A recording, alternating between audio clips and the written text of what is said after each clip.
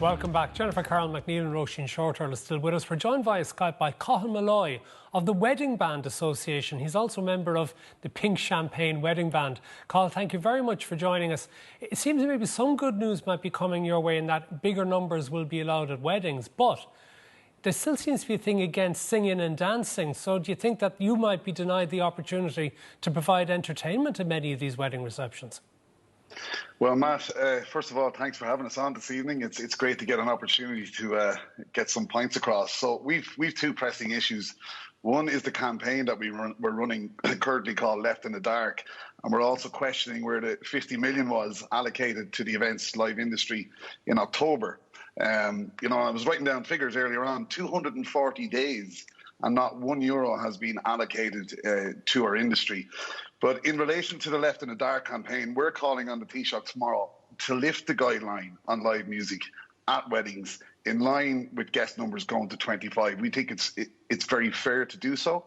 And I think it's an opportunity for the Taoiseach to give wedding couples an opportunity to plan properly. Because some wedding couples at the moment have planned once, twice, 3 times, 4 times. We think it's a safe environment. Weddings are safe environment, controlled environments.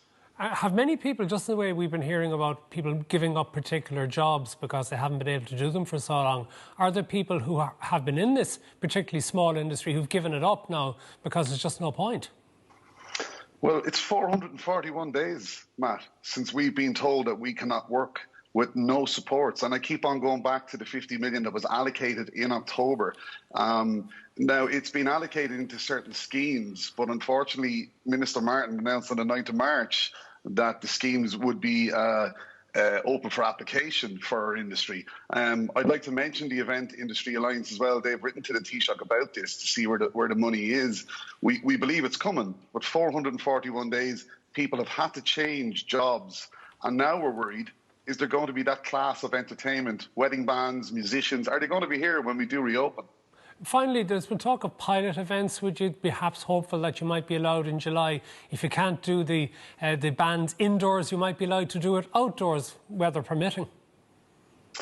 Yeah, look, Falch Ireland's guidelines yesterday, it created an awful lot of heat on social media, and there's talk about protests and all this kind of stuff going on.